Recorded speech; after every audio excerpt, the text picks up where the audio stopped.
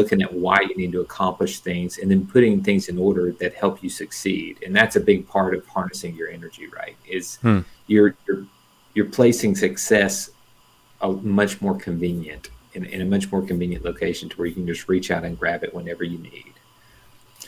A little bit about what I do. I have a podcast called Chasing Energy. I publish about once a week or every other week or so, and we talk about 3 topics. It's mindset, nutrition, and training. And we have various guests from athletes to entrepreneurs, and really just try to help people who are a little further in their life where, as I like to say, the energy currency isn't flowing so freely anymore. So after the age of like 35 or 40, you have to be mindful if you're going to stay on top of things. And I was brainstorming just last week on kind of like what my mission was to help people. And I'm sure this is patented or trademarked somewhere, but I basically wrote down 40 is not the finish. Because for so many people, especially in the South here, it's like once you hit 40, they go, well, you're done. You don't do anything anymore, and just accept that you need to sort of go off into the sunset. Yeah. Well, Daniel, tell us a little bit about your day job, right? This is your hobby turning into something a lot more meaningful than hobby, right? But tell us a little bit, just a couple of words in terms of what is it, how do you spend your day? My job as innovation, which is a broad topic, I get that question a good bit, Anton. But as far as what I do for Trident Transport is this: I go to the CEO and I say, "What is your vision for the next 6 months to 12 months to 2 years?" And then I go back to the teams within Trident and I go, "This is how I would break this task down into executionable projects." And then I manage those projects and I report back to them and say, "This is how we're doing." Now, I use a lot of tool sets. I was a Lean Six Sigma black belt for 10 years. I did Lean and Kaizen and facilitation. And then I'm an IT guy, so I do data analytics as well. So I kind of use those tool sets to sort of get projects accomplished and make sure that they're the right thing that are going to give us an ROI. Yeah. That's a nutshell. It's a huge part, emotional intelligence is what it is. And then reading the room, making sure that you have buy-in, going to teams, expressing empathy when they have challenges, and making sure that you relay that in a professional fashion. Yeah. Well, Matt and I, we talk quite often about lean tools like that. And so I get a feeling we're going to pick your brain on a couple of other subjects going down the road. So, all right. Well, anyway, so when Matt and I were discussing, like, how do we kind of introduce you to the community, right? And so we thought of, a couple of things, starting with energy, coffee, and things like that. So, Matt, anything you want to kind of get us started with here? I'm also looking for a list of questions. I think first we need to test Daniel's credentials here, right? If we're talking coffee, we need to see what's going on here. So I got a couple props. Fire away. We'll see if you know what you're talking about here. So what do we have here? Can you see that there would be? We actually have tea in it, but that there would be the Bodum French press. Whoa! You got the name figured out. Yeah. Generally, for that, you want to have a coarse grind, and then you want to do a preheat. Pour in the hot water, let it sit for about 20 seconds, and then you pour in the grinds and let it steep for 5 minutes and press. Some people prefer 20 seconds. And what's the point of the 20 seconds? I might debate 25, but I'm going to take you on 20. That's adequate. So all I was saying was, if you dump some hot water in there and then swish it and pour it out, it'll preheat the glass. A lot of people don't do that. They just pour it in, and the temperature drops when it hits that. That's interesting. Right. I can usually tell a good barista at a coffee bar because they'll run hot water through the espresso machine before they put the shot in. And it gets that way you don't get the cold water from the pipes.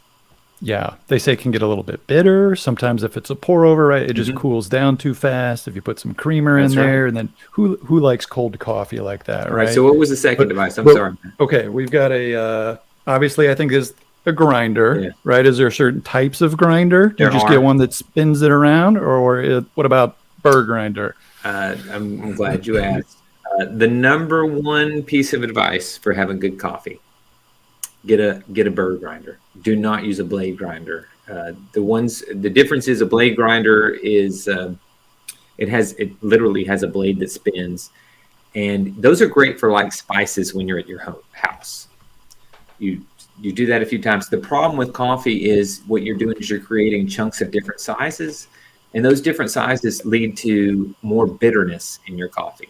Whereas when you have a burr grinder, you're basically saying that burr goes closer or further, and then the coffee that comes through is a consistent size. So you get a consistent flavor. There's a lot less surprises of sour and bitter in your coffee.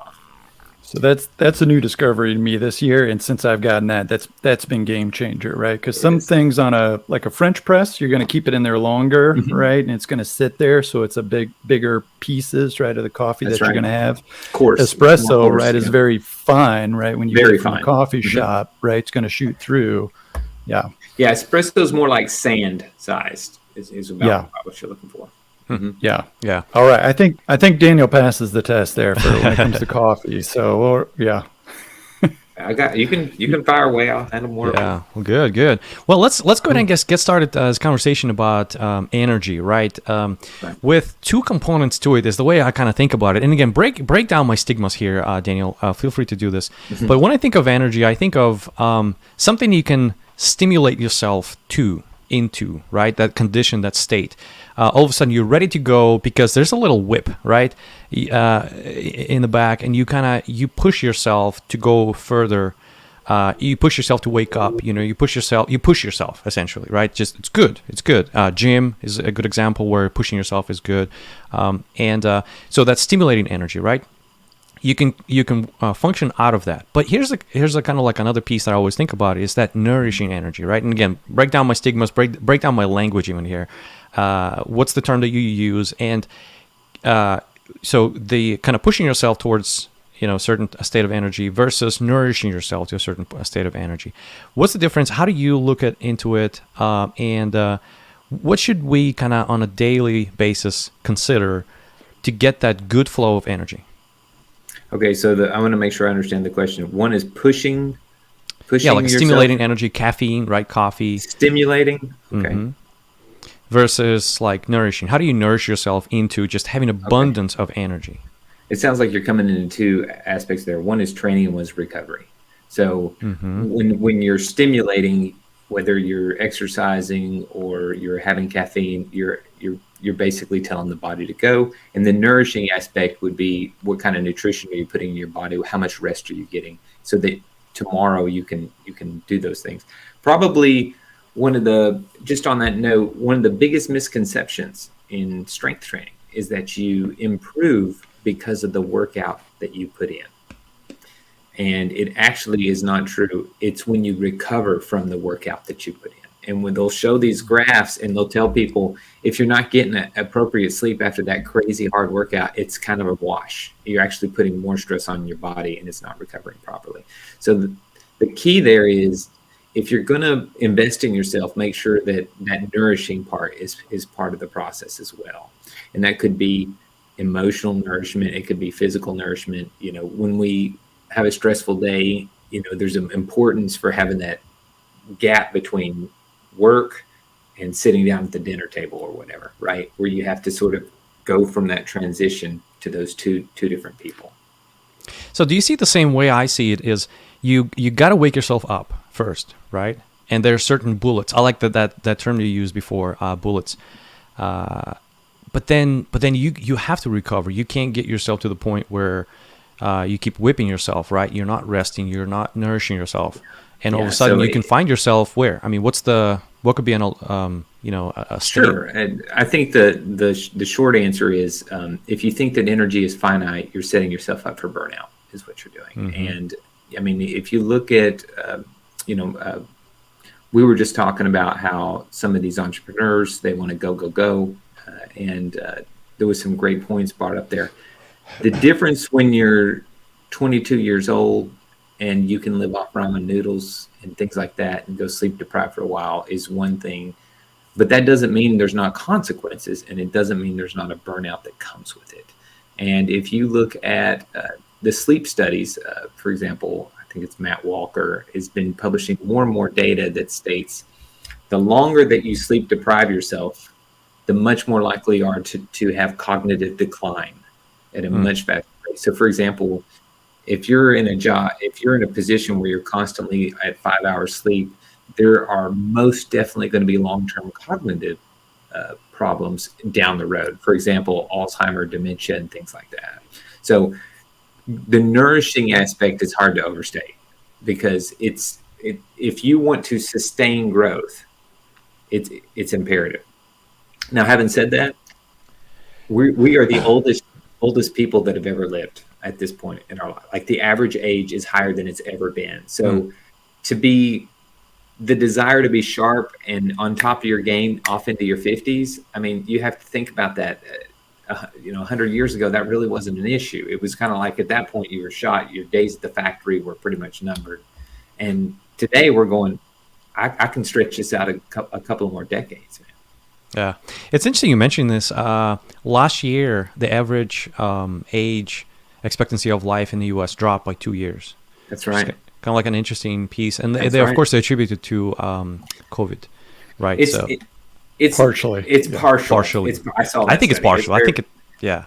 It was actually kind of small. The same goes for some of these centenarian places like Italy. As they brought in more commercialized food and things like that, they're not walking 2 miles every day to the market. They're not eating the whole foods as much. Those cities aren't experiencing the same blue zone effects that they were when the blue zones got to where they were.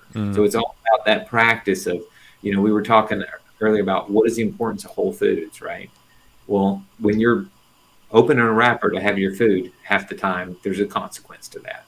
And when it comes to sources of energy, I know we were going to talk about coffee. The beauty of coffee is it has stood the test of time. There is almost nothing that they're going to learn about coffee now that they haven't already studied. In fact, if you look at the number of studies, caffeine has had more studies than anything else. I mean, it is the number one studied thing. So there's really not many surprises. There are some people who can't handle it. There are some people who aren't affected very much by it. They're kind of in the minority. But the beauty of it is kind of like, you're not going to get to where you're drinking coffee for 10 years and all of a sudden they go, stop drinking. It's been around a long time. Same for tea. It's been established. Now, you can't say the same for things like Monster Energy and Red Bull and all these different energy drinks that are now giving these people that second wind at 10 o'clock at night. Now they can go off till 2 in the morning. We don't know the consequences of what they're putting in those. And in fact, I have noticed on podcasts, doctors are much more clear now. They say natural caffeine. They'll say caffeine doesn't affect you if it's natural caffeine, because they're now having to start to separate what they're putting in these beverages is not a natural caffeine. That is so interesting. Yeah, we're going to talk a little bit more about alternatives to coffee and things like that. But before, let's just hit that subject of coffee. Sure. We all drink it. We all love it. So you're saying some people can't handle it. Some people do. Some people drink a lot of it. Right? I'm looking at Matt. Some people don't drink a lot. I'm looking at myself. Things like that. So it's Daniel. Uncover this, unveil this kind of truth about coffee. Like, what is it? Pros and cons. Let's start with something simple. How do you select a good coffee? You go to an aisle, right? Which is where I think 99% of people go. We don't travel to farms overseas, and we don't pick our own berries and beans. I will say, these days, even if you go to something like a Whole Foods, you're going to see local roasters with that are on the shelf. So Chats and some of these other local Velo and regardless, I mean, even if I've noticed several roasters out of like Savannah, you turn the bag over and on the bottom is the roast date. Now, even when you're getting the Pete's coffee that's on the shelf in your Kroger or whatever, you're going to see that roast date on there. It'll say best by this date or something. It's not going to hurt you. It'll be more stale after that. But the first thing I would say is buy a whole bean coffee. Even if you're going to buy Starbucks or Pete's or whatever, buy a whole bean and grind only what you need when you're going to use it. Once you open that bag of coffee, it's generally good for about maybe 20 days, and then it gets pretty stale after about 20 days. Interesting. Yeah, and which is why I'm not a big fan. As much as I love Costco, I'm not a big fan of those 5-6 pound bags. if my advice to you is if you want to get that coffee, split it up between your friends, and that way you each have like 1.5 pounds, and you don't have super stale Some of those coffee. packages at Costco's are just humongous. Yeah, I have no idea how they can even afford to roast that coffee and ship it at the for that price. They sell for. Yeah, it's so insane. Somebody's working for pennies, is what I'm seeing when I see that those prices in these big packages. I'll tell you a little tidbit. I have been to Colombia, and it is the worst coffee I've ever had. And the reason is because Colombians don't drink their own coffee. They drink instant coffee, and they put tons of sugar in it. And the reason they won't is because they know they can sell it to America and make money. So they don't drink what they grow. They just ship it off. Yeah, that is so interesting. What is best coffee, Daniel? How do you go? Again, I'm at the aisle, and I mean just a ton of really beautiful, shiny packages looking at me. What's best coffee? So the first thing I would say is you kind of have to know your palate. So for example, a lighter roast, if you like more fruit in your coffee, so that's going to be the lighter roast. And if you like it to taste more like caramel and chocolate and things like that, these are the flavor notes. It's not actually, I'm assuming you're not getting flavored coffee because we're not going to talk if you're buying the flavored coffee. Conversation's over at that point. But these are the flavor hints that you're going to get. If you like something that has a little more chocolate and toffee flavor, you're going to go with the darker roast. If you want something that is a little more floral and bright, go with the lighter. Now, this is the biggest misconception in coffee. People think darker coffee has more caffeine. It's the exact opposite. The longer you roast a bean, the less caffeine that is inside the bean. So that's why Starbucks has wised up and started creating like a blonde blend, because it'll give you more energy, because it's lightly roasted and it has more of a floral taste to it. You're going to get more citrus in something like that. What's the deal with green coffee? I see it as being kind of like a alternative, caffeine alternative. I tried it a couple of times. I can't say it's good, but I know a lot of Whole Foods kind of places, healthy alternative places, they'll sell it. What's the deal with that green coffee? Are you talking about the extract, the green coffee extract, or what? Yeah, I think you can buy it in beans, or you can buy it as a kind of. I think the idea there is it has a little bit more polyphenols, because when you roast it, you kill some of the antioxidants, so you get it in its purest form. I don't know why you'd want to drink it now. I know that they put it in some supplements. They'll say, "Oh, green coffee extract." My issue with supplements, and I've actually had to rule out a lot of supplements because of this.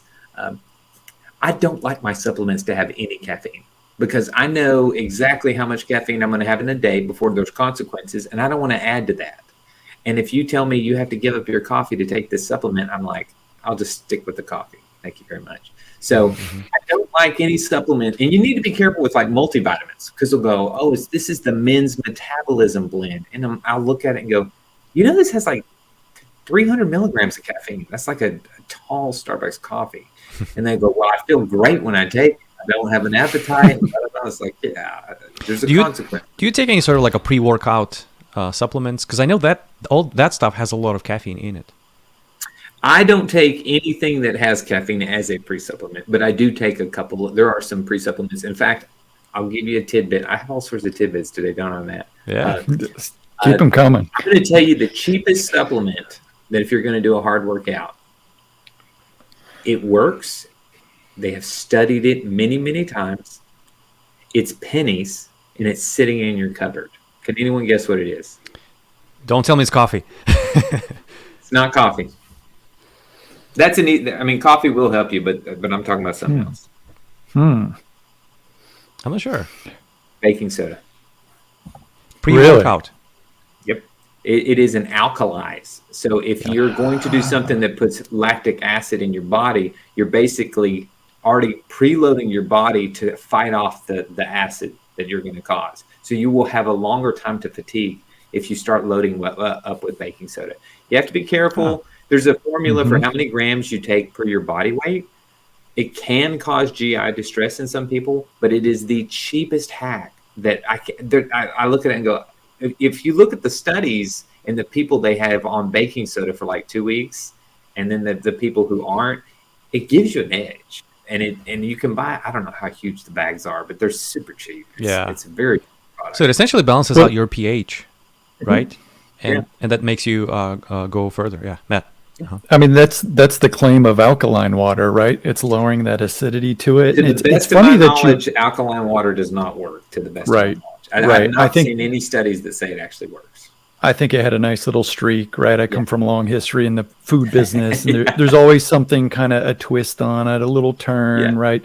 You might hear that coffee's going to kill you one day, then it's going to save your life the next day. But you're right? That's one that seems like it stood the test of time there for a lot of different groups there. And to be clear, it is a performance enhancing tool. Caffeine is absolutely performance enhancing. Yeah. It's funny that you mentioned that with baking soda, because just, for heartburn, right? If you get into jam, it is very for heartburn, you don't have any Tums around there. Like you said, you got to kind of watch your measurements there. But I've done that, and I've actually felt really great afterwards. I didn't really think too much of that. Coffee is one of those things that can kind of flare up a little bit of heartburn with a lot of people. So, when it comes to coffee, right, that acidity, that you're talking about, that brightness sometimes, right? Sometimes that's a higher acidity You're absolutely right, Matt. I just prefer a lower acidity coffee. I think it's smoother, but part of it is just functionally for me. You're exactly right. So if you go with a light blend, it is much more acidic. But there are a couple things you can do. Number one is there are some YouTube videos on this, but you can put a pinch of baking soda in your coffee. Now, I don't like to do that because it actually flavors the coffee a little bit, and I don't like that. But it will alkalize the coffee when you do that. The second thing you can do is, and this is just my opinion, this is not backed by studies. After I have the coffee, I have a little shot of baking soda in my water. So I have a little bit of water mixed, and it'll alkalize the coffee. I don't seem to have problems with reflux in the last year or two, but when I did, I did that fairly regularly. The last one is you add a form of calcium to your coffee, and it's called, I'll think of the name of it, but you put it in a packet. It doesn't have any flavor. And if you want to know the farmhouse version of this, you put eggshells in your coffee filter. Interesting. Because it's calcium, right? It's like a calcium carbonate. If you take an eggshell, crush it, and put it on top of your coffee filter, it'll calcify and remove the acid. That is so cool. That is so interesting. Yeah. Well, I'm looking at the article we just sent out this morning to everyone. So if you guys signed up for our newsletter, we just sent out a little information about coffee. And so I'm looking at the pros and cons here, right? So one of the first ones is it says it's full of antioxidants, right? It removes free radicals that contribute to aging, things like that. So no wonder people who drink coffee, they look younger. I look at Daniel, I look at other people. You show up at the coffee shops, like. They're a little pretty people. Like there are a lot of studies. That people who drink 2 cups of coffee a day live longer. But what I will argue is maybe it is the coffee, maybe it isn't. But it tends to be a social thing when you go have the coffee with somebody versus you don't. So maybe that's why the wine is associated, like a glass or 2 of wine, with longer living, because the social aspect is probably at least as important to your health as an antioxidant, because when you're connecting with people, you tend to be more fulfilled, you tend to be happier, emotionally nourished, and what happens is you tend to thrive and have a better life because of that. So I wouldn't put it past that some of that longevity is due to the social aspects of coffee. I just kind of want to throw that in there because it's not a fix-all. That's like a whole different angle looking at it. Yeah, no, you're 100% right. I think prior to this, my insurance company walked me through like a 10-step process to where they were trying to figure out if I'm healthy or not. And one block of questions, it was like 7-8 different questions, was about my social life. And I was like, do you have friends? Do you have a friend that you can kind of confide in? Right. Do you meet with people on a regular basis? And I'm like, hold on, you're an insurance company. You're supposed to just kind of measure my risk in terms of how healthy and unhealthy I am. Social aspect is so important for our health. So I think it's extremely important. I think Daniel, I think it's going to be a separate discussion here down the road next time you pop in here. So let's talk about that. So Daniel, you've got your own podcast as well too there, right? Chasing Energy. We were just talking about it beforehand. I'll listen to a couple at a time or so there, right, to really get in the mindset. And we can talk about that a little bit more here later as well too. But you had a guest, I think it was Art maybe one or two podcasts ago. Yeah. And I think it was him or either Jeff that was talking about every Friday evening. I think it was Friday. They have kind of a get together at their house, right? And that's kind of that social time. And it's very energizing, right? When you've had a hard week. I just love that idea as far as, getting together. If you have kids, right, you're still hanging out with them, but maybe there's other kids coming over. It's just kind of that open time.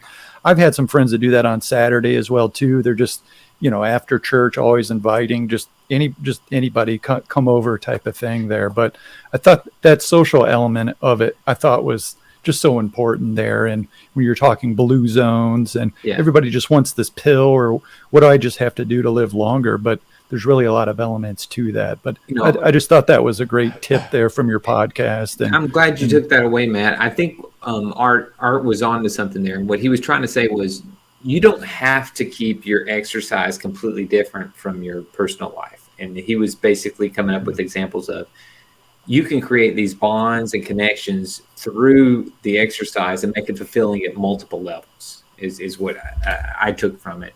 And too often people look at the gym as, I have to be away from my family, right? And maybe there are times where you need that isolation or alone time, but I agree with you. Scheduling that social time is such an important thing. So much so that when I'm in the last year or two, when I'm running and I see somebody, or historically when I was training, I would wave because I was watching my time on my watch. I was like, I'm really in the middle of a split right now. But now I think to myself, it's probably better for my lifespan that I just stop and socialize. Right. And be a good neighbor or be a good friend and stop. In fact, today I was at the very end of my biking routine and I saw an old friend and I immediately stopped the bike and we had a fantastic conversation. In fact, it was one of the highlights of my day. And I look and go, man, I can't believe I would have passed that person, historically, and just missed out on a great conversation. We had a guy in town there growing up. You'd always see him running. Every single person he would stop and wave, right? He'd be very focused and the car would go by and he'd look like he'd recognize you and wave. But it was almost kind of entertainment, I think, for him as well, too, out there. And then we had another gentleman, Mr. Muhammad Ali, that lived in the town where I grew up, and he would stop with every person that stopped and wanted to get a picture with them. Wow. And he would give that, that fighter pose with them. Just a great guy, phenomenal guy there. That it really just blows my mind that people that stop like that, like you said, you're on a time, right? You're trying to set a new record here. You're on pace. This thing is being tracked. It's going to throw off all your numbers and things, right? But people that actually stop, take the time, live a little bit, right? Yeah. And socialize. I think that's great. I love it how our conversation about coffee just inevitably ends up in something a lot more meaningful and as social life, as meaningful human connections. I believe that's like a fiber of life, right? Like my table is made out of wood or metal, whatever, right? Everything's made out of something. Life is made out of connections, relationships, right? So no, I think we're touching, scratching the surface of our next. I'll next circle that topic back around for you, Anton. Like Matthew Walker, when he wrote his book "Why We Sleep," and he is now considered to be one of the biggest authorities on the sleep front. On sleep. I mean, he is sought out worldwide to talk about habits and how they affect sleep and restfulness. And coffee was something that in his book, he said, well, don't have coffee between 12 hours between when you drink it in bed. He has since come back and said, I have completely retracted that statement. He said, I don't tell anybody that anymore because it became very clear that when people gave up their coffee, they weren't as happy. They weren't getting their antioxidants. That was another thing he talked about. He said, even if they were drinking decaf, it's more antioxidants. And he said, and then it was the social time that they really enjoyed. He said, when I weighed that out, it was nowhere near worth the possibility that there might be a little bit of caffeine left in their system at bedtime. That's so interesting. How much coffee do you personally tend to drink there? 2 cups a day. Normal day. Two a day? Yeah. 2 cappuccinos or 2 cups of coffee a day. So you were talking on your podcast there, Chasing Energy, right? That you don't do that right until after your exercise in the morning, right? You kind of hold off on the coffee a little bit there. I do not have coffee first thing. The most important thing here, Anton, is, you were talking about the cons of coffee. I don't want it to be my crutch. I don't want it to be the thing that I tell people, I can't talk to anybody till I have my coffee. I can't do my workout till I have my coffee. When something becomes a crutch, I have a problem with that. And so I look at it as a reward. So generally, I find as long as I get up and I go outside to stretch in the morning now, I mean, you can thank Huberman Lab now, Anton, I always get up, and the first thing I do is get direct sun on my skin. I've started doing this. It's amazing. Yeah, it is. It is absolutely amazing. It's a free hack that anybody can do. And it doesn't matter if it's overcast, because when the sun hits your skin, it tells the organs in your body, start waking up. Yeah. And it sets your circadian rhythm. So I stretch outside, and then I usually come in and I start either go do my walk or my workout. It's one of the two. And then after that's over, I help myself. I'll clean up, have a shower, and then I have my first coffee of the day, which is usually about 8 o'clock, like maybe 7:45 right in there. And then my second cup is usually about an hour and 15 minutes later, and then that's usually it for the day. Mm-hmm. Like you said, Daniel, it really impacts people in different ways too, right? Like I am a little bit more sensitive to caffeine. Mm-hmm.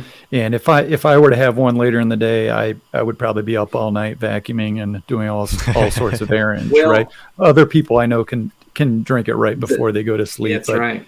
Yeah, Matt, the problem is that people who think they can have a double espresso and go to bed afterwards, like when they have it for dessert, if they were to hook up a machine to your brain and measure your sleep, you're not getting quality sleep after that. It's kind of like people who have 5 drinks and go to bed and sleep for 8 hours.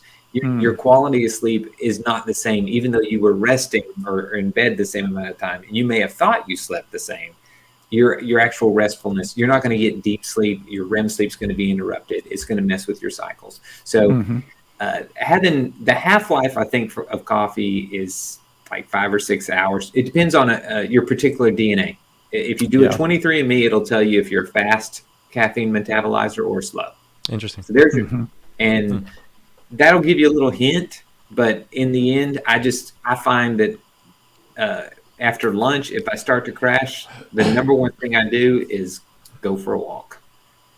I get up and then go for a walk, and I even give myself freedom and say, hey, if you want to have a kombucha or some matcha after this walk and you're still tired, you can have it. I almost never do, because once I get up and walk around and get the blood flowing, I usually am fine. Yeah, I like how you say you go exercise first. You kind of get your mind started. You exercise, and then as a reward, right? So another probably piece we probably need to discuss next time is creating those habits, right? And so the dopamine loops are very important when creating habits. We only do things that are pleasant, right, to us. We only do things that we enjoy, we have fun with, and so it's almost like you're kind of tricking your brain into saying, hey, exercise is fun. Check this out. Every time you exercise, there's like a certain reward coming in. We'll touch on that just here shortly. So I'm looking at the pros and cons again of coffee. And so antioxidants, you mentioned that. It's amazing, right? Fights cancer, they say. It reduces and relieves headaches, right? Because it dilates the blood vessels in your brain. Has positive effect on digestion. Helps speed it up. Restores liver function at a cellular level. That is amazing. That's pretty cool. Now, here's some of the cons of coffee. So just it was kind of interesting. Cholesterol levels get to be increased. So if it's not filtered. There you go. Okay. Impacts conditioning of your teeth, and we all know that part, right? So it stains your teeth. It inhibits absorption of certain nutrients for the teeth, teeth health. Frequent use causes yellow plaque. We know that part, right? Leads to weakened immune system, slower metabolism, excessive weight gain in certain instances. I guess it really depends how you kind of react to this.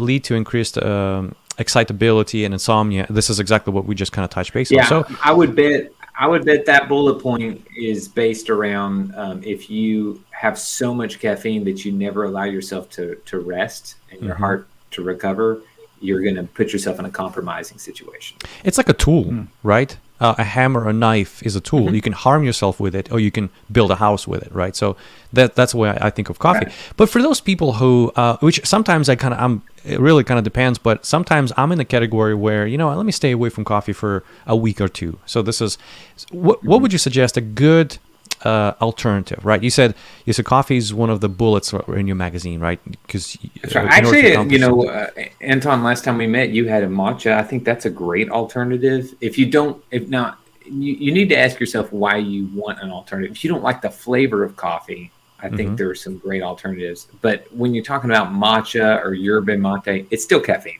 I mean, it's just a question of the dose is the poison. That's all. Yeah. So, see, in my example, I really don't need, I guess, as much caffeine as in the full cup of coffee at times.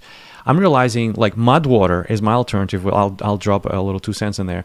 I think it has 1/7 of caffeine that has one cup of coffee has. Yeah. And that's plenty for me. That's a booster. So maybe from that perspective also, maybe teeth, whoever's conscious about the what it does to your teeth, things like that. I mean, with those type of things, I think for me, I've tried. Someone who had bought the mud water gave it to me, and I know why they gave it to me after I tried it. I think it doesn't serve me in the sense. I don't mind drinking it, but it doesn't serve me as a reward for getting through my workout. I was more or less just like, okay, I want my coffee. Here's a little trick: if you drink mud water, make it hot. Don't ever drink it cold. And buy the brand of protein. It's called Huel, not fuel, but Huel. It starts with H. Okay. And add. I think it's a double chocolate one or something in there. That thing tastes amazing. Next time you guys come to my house or something, we'll go hang out. I'm gonna make you one, and I think you'll appreciate. I'll tell you my favorite matcha hack, and because I used to have matcha in the afternoons, and it's twofold. Because I would make it at the office. Number one is it's very easy to add some protein if you use collagen. Collagen is flavorless and it goes great with matcha. It makes it it almost gives it like a thicker texture. Yep. So a scoop of collagen is really good in matcha. The flavor will be exactly the same, but it'll just have an extra 10 grams of protein, and it's bone protein, which is really good for your joints. Mm-hmm. The second is I used to keep in my office cabinet a dropper full of vanilla, and like an eyedropper type thing. And so I would put 2 drops of vanilla in my matcha as well. Mm-hmm. So those are 2 things I would do to make it an after lunch sort of protein flavor pick me up. Yeah. Makes sense. Well, anything else you would use? It could be a real spike, right? If sometimes just straight coffee, like particularly if you have a quick metabolism, right, and you're bringing in all that caffeine, it seems like, some protein to kind of slow it up there can help along with that. And Daniel, I hear you're a big fan of the McDonald's Frappuccinos. Maybe you can talk about that a little bit. I think that's where coffee gets the worst rap to me is, when people are talking about coffee being healthy or unhealthy, I go, well, what are you adding to it? And the amount of sugar that people are putting in their coffee is, I think, it's a sad thing. It's one of those things where I go, like, you'll be at the office and they have these huge vials of sugar, and the reason that they're having to pour so much sugar into it, other than they've just gotten used to it, is because the coffee tastes terrible. They're using bad quality coffee, so they put in all this sugar and all this fake vegetable oil based cream, and I'm like, you've just turned something that could have potentially been flavorful and good for you into something that is terrible. So that's where I think it pays off to pay a little bit more for the coffee, and you're going to be doing yourself a favor. I was just looking up the McDonald's, the Mocha Frappe, and it's 470 calories. Which size? And that's just a medium, just a medium size. And I used to get the frozen Frappuccinos, right? Because they were like, it's just a little cream, little coffee, right? That was over 500 calories, right? Yep. And that's just a complete waste of calories, right? Yep. If you're trying to watch that, plus all the other negatives. It is the definition of empty calories. You're not going to get any nutrients out of that. Yeah, my dad would like to get the like the Starbucks, just the ones you can buy in the bottles there, and we were like, my goodness, looking at the sugar and the calories, and it's like, Dad, you could just get whatever creamer you want, right, and whatever coffee, and it's going to be way better for you than these things. So. One of the notes I had from our bullet points here was on the yerba mate. When you see it at the grocery store, including Whole Foods, it's in a can generally. Mm-hmm. Look at the sugar content, because with all those teas, they generally add like 20 to 40 grams of sugar per can. 40 grams. That's a whole bunch of sugar. That's how much is in a Coke. 12 ounces of Coke is 39. Mm-hmm. Mm-hmm. And kombuchas, you really have to watch now as well, too. It seems like those kombuchas that have stuck around, right, more mainstream, it's because they put more sugar in them. Right. Because there's some good alternatives out there. There's a kombucha called Zero, and it has no sugar in it at all. And then there are even kombuchas now which are using like an erythritol-based sugar, because they're getting away from that. It's a little trickier because of the fermentation process. But I agree wholeheartedly. There are two misconceptions about kombucha, and that is people don't realize when you have a kombucha with dinner, I'm like, you just drank a full 12 ounces of tea. So tea has got antioxidants, but you just drank a lot of caffeine. Yeah. And then the second is that just because it's kombucha doesn't mean it doesn't have sugar. And there are some that are heavy-handed on the sugar, and some that aren't. Just do your due diligence and turn it around and look at the label. Yeah, I've learned that the hard way, as it was 1:00 in the morning and I was staring at the ceiling and wondering why I was still up. But it's full strength tea basically, right? For a lot of them. Much. So just be careful. That's interesting. So I'm looking at the other alternatives here that we've sent out today again in our email. So Daniel, again, your take: lemon water, right? Green tea, mud water. We talked a little bit about it. Which, by the way, it's not sponsored by them. We're actually sponsored by McDonald's. So thank you, McDonald's. Frappuccino. We've had a good couple of nice words to say about them today. So, chai tea, rooibos tea. Yeah, I used to drink that after lunch. It's. I think it has more antioxidants than any other tea. Mm-hmm. I love it. I believe it's the official tea of like Africa. Yeah, red bush. It's translated as. Mm-hmm. Yeah, and it has kind of like an orange flavor to it. Yeah, very pleasant. Very smooth. I add milk to it sometimes, like almond milk. My wife thinks I'm crazy, but it actually tastes pretty good. A little stevia, something. Yeah, golden milk, kombuchas. We talked a little bit about it. So anyway, to those of you who are listening right now, so just if you're not, if you try coffee and you say, you know what, let me just have another bullet, right? You keep using that term, Daniel, that you've coined here, and there are plenty of options. And so if you want I do think golden milk. In fact, of all the things we've talked about to wind down, I think golden milk is probably your best choice for like an after dinner. You want something hot and that's going to give, because it's turmeric and milk is what it is. And there are some company. Actually, there's a company out there that sells something called golden milk on Amazon. And it has a little bit of like date paste in it, and I think it has a very small amount of sugar. But they add some seasonings in there that you just scoop it and then put in your milk and then steam it. The trick with golden milk, and this is not going to be something that's easy for most people to do, it's very hard to emulsify because turmeric is like a really dry powder. So if you have one of those spinning wands that you can get off Amazon for like $10, you can just stick it in there and it spin and then emulsify with the milk. Or if you're like me and you have an espresso machine, you just use the steam wand and steam it with the milk, with the turmeric in there, and it'll turn into basically an emulsification, which that's how you get the golden latte. And also, as far as the recipes, I've looked up a couple. The true golden milk recipe will contain black pepper. And there's a reason for this. Is because it increases absorption of turmeric by like 100 times or something crazy like that. 73, yeah. And it's anti-inflammatory. So sometimes we're lacking energy because of a lot of inflammation that's going on in our bodies, right? So anti-inflammatory drink before you go to sleep, you sleep better, right? I've tested it. I mean, I measure it with my watch. That golden milk is wonderful. You wake up, you have more energy. So that's a great alternative as well. So Daniel, let's switch our gears here a little bit and talk a little more about that nourishing part. So just like we talked in the beginning, our heart, right? It's got a rhythm to it, right? It works, then it rests. it works and it rests. So we've talked a little bit about kind of how to push yourself, right? How to wake yourself up, how to create a dopamine loop to where you start enjoying certain aspect of your exercise and all.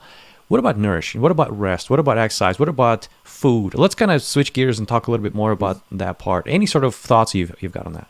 That was super broad, Anton. Which one of those topics do you want me to dive into? Well, so I went to your house once. Daniel called me up once and he says, "Hey, come to my house. I'll make you food." Which I can count with one finger the amount of friends that just randomly kind of do that, and so they'd be like, "Yeah, I love to cook." Just and so I came to your house, Daniel, and then you made some.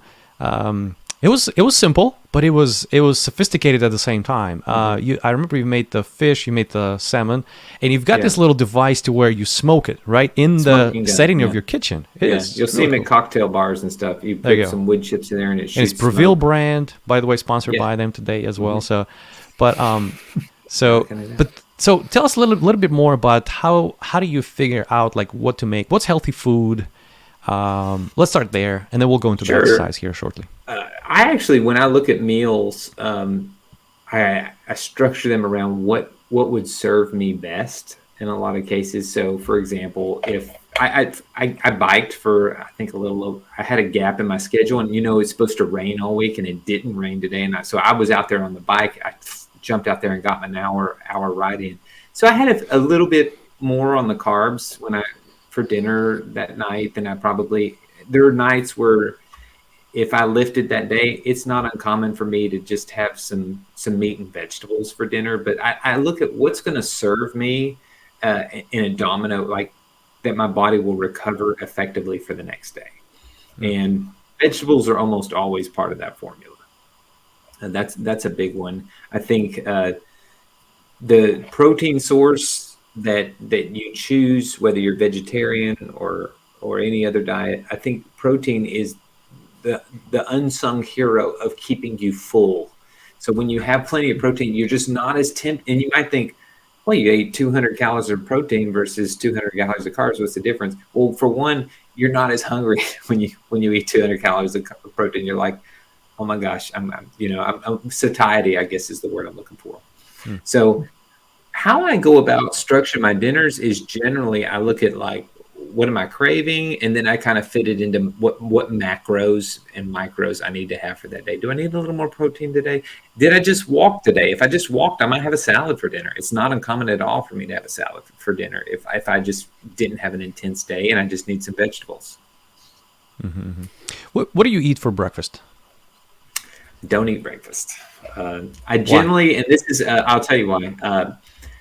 I have been intermittent fasting for about 7 or 8 years, and every time I decide I'm going to get off of it, I'm going to try eating breakfast again. What I find is that when I eat at like first thing in the morning, it slows me down. And also from a reflux perspective, I find that if I combine food with coffee, I'm much more likely to experience some type of reflux. If I don't have any food with the coffee, it doesn't give me any reflux. That's not the only reason I do that way, but I just noticed I like to move and go. And when I eat first thing in the morning, it's like my stomach has to do the work.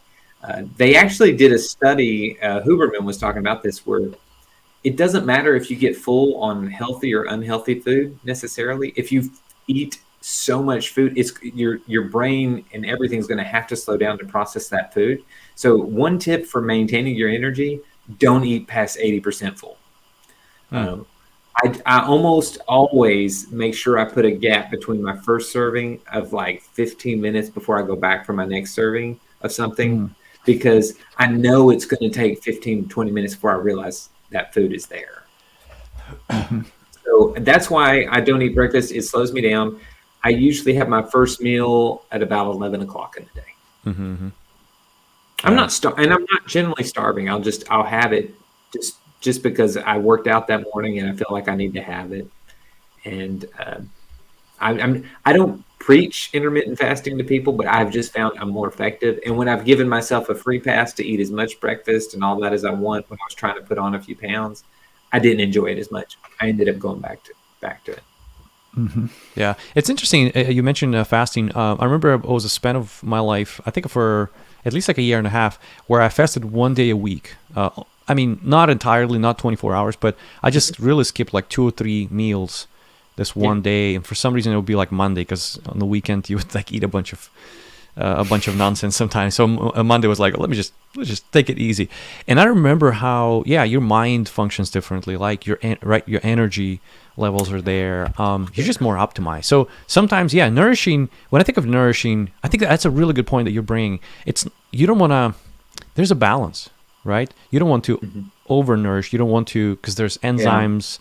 And people get carried away with saying, am I getting enough of this nutrient? Am I getting enough of this thing? And you got to be careful with that. It's just like with the coffee discussion, there is a diminishing point of return. And I will argue there's really no such thing as a high calorie diet that is associated with longevity. I've never heard of one, any culture of humans that had a high calorie diet and lived a long time.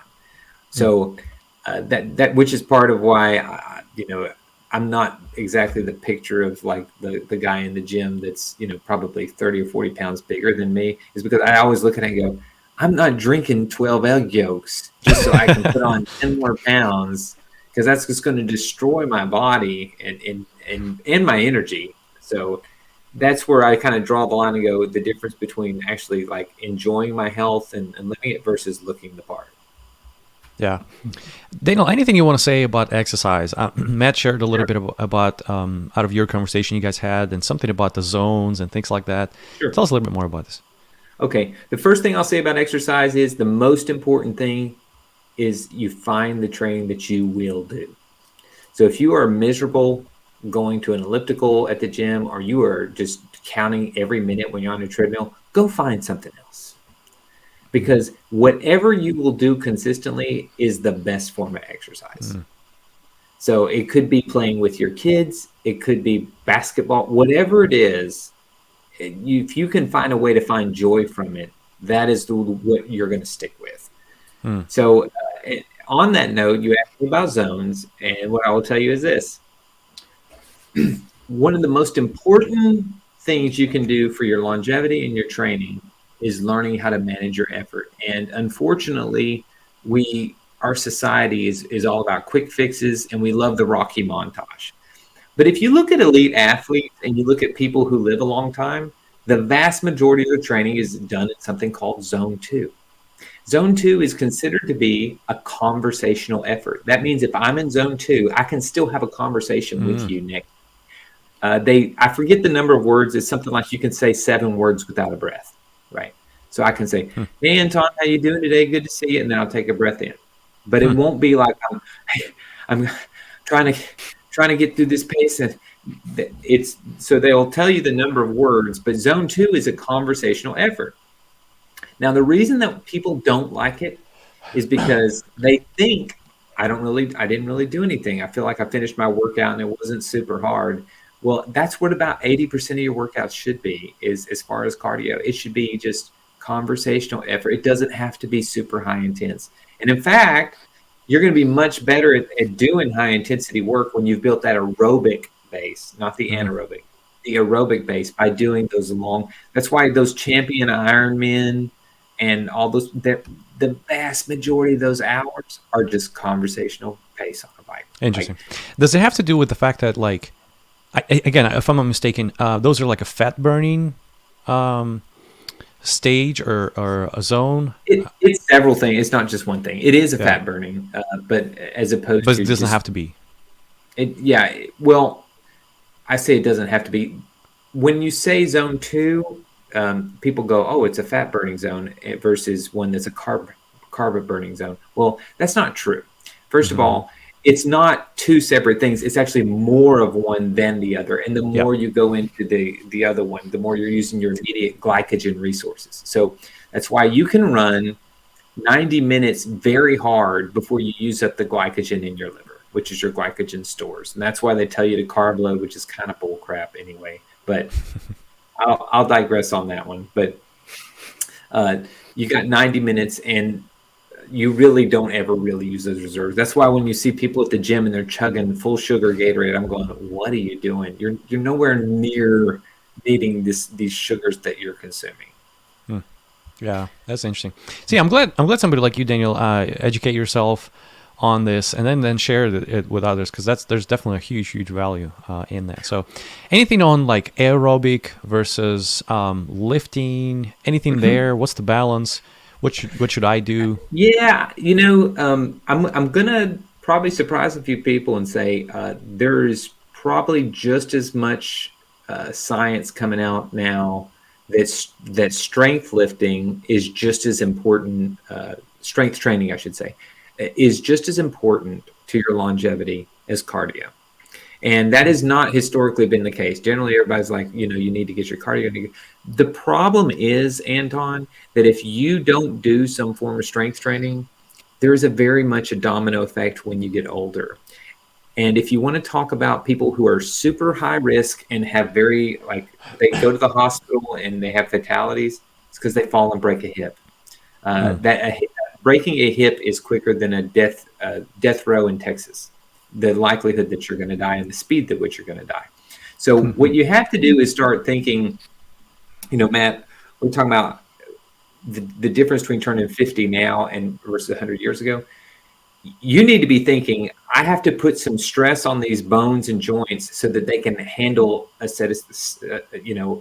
handle life, and they're not just getting more frail with each passing year. So you have to protect your muscle mass. Now, doesn't mean you need to lift like a power lifter, but you do need to do exercises that are going to put a strain on you. And as far as cardio, I think as you age, go with the lower impact stuff. I don't necessarily think you have to be doing basketball or running, but you do need to do stuff that's maintainable. Walk with your best friend in the morning if you need to at a brisk pace. Yeah, it's interesting you're saying this. So both my parents are from space programs, so they've been part of the Soviet Union space program and things like that. So my grandpa was part of it as well, and so we all knew the stories of and they would communicate with astronauts who would come back from space. The biggest problem is that you're not using your bones and muscles as much. Which with muscles, that's not that big of a deal, right? That grows back. The atrophy, you can reverse it fairly quickly.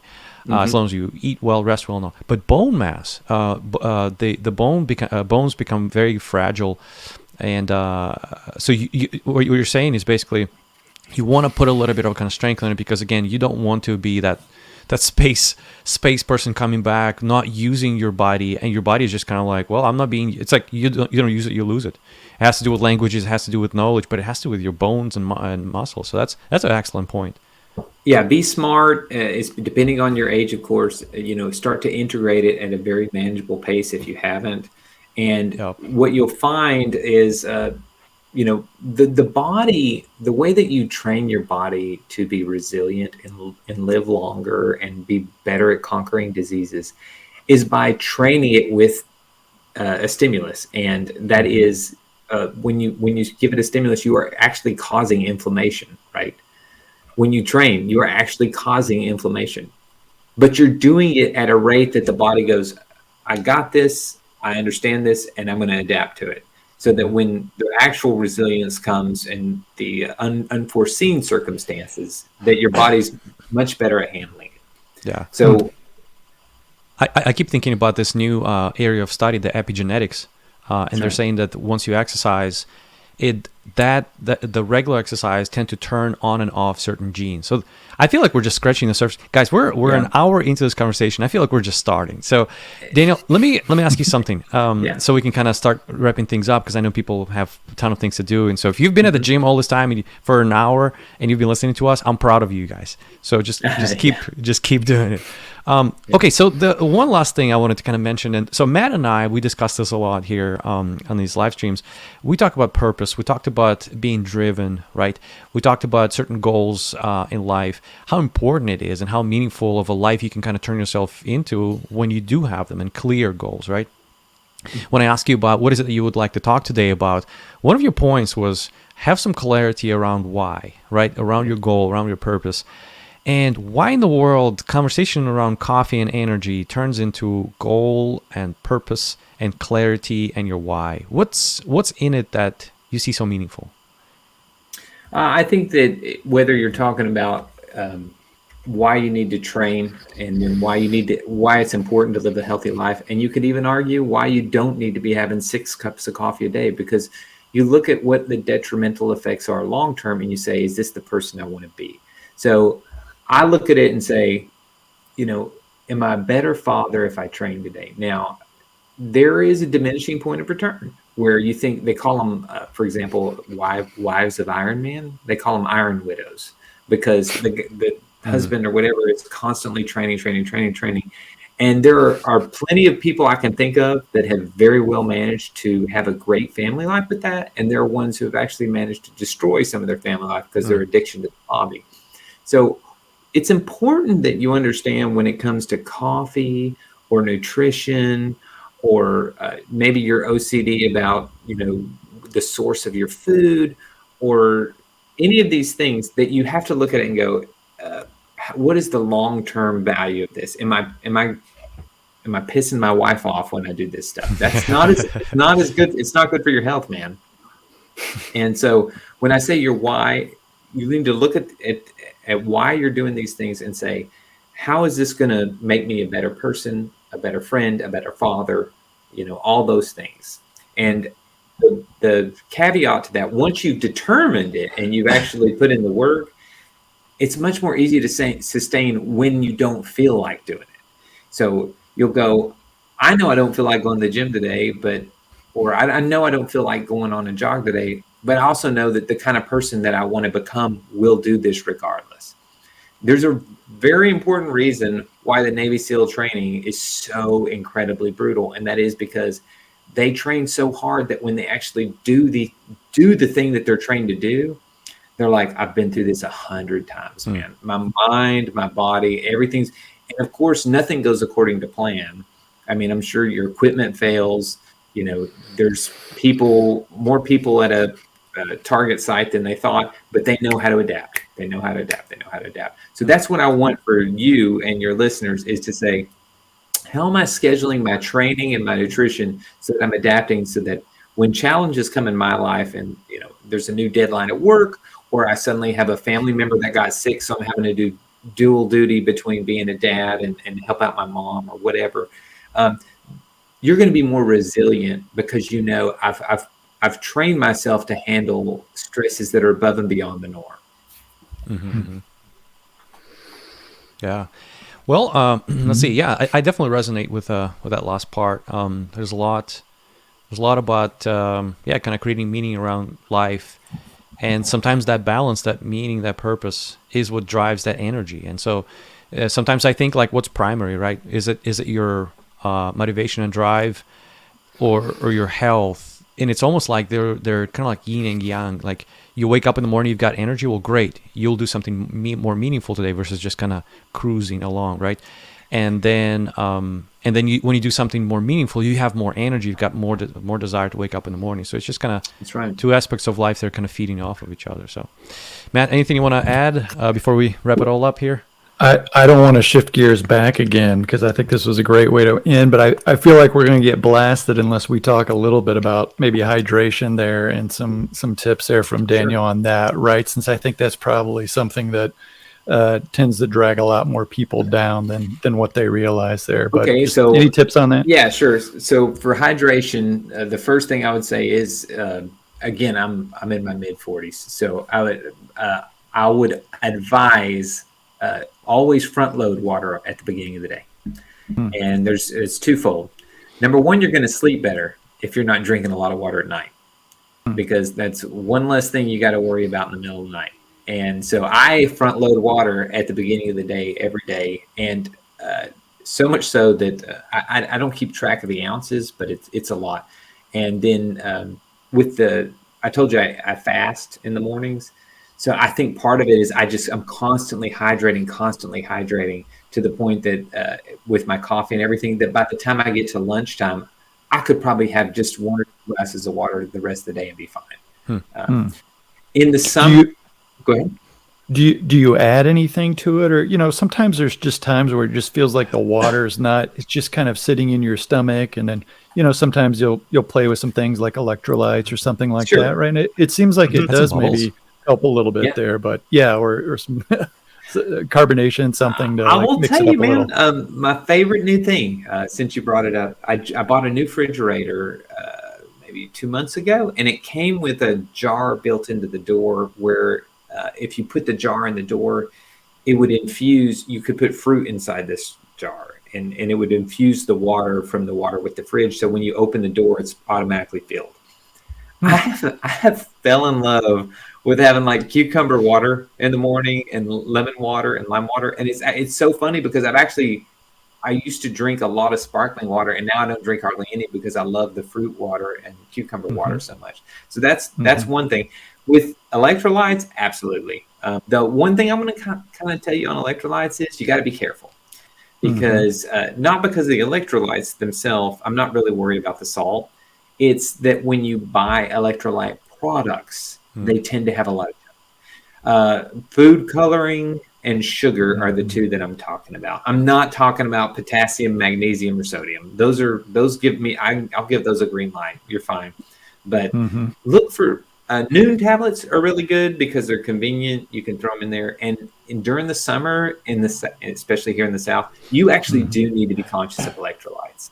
I've noticed that I do much better. I've had some bad racing stories where I did not have enough electrolytes and learned the hard way.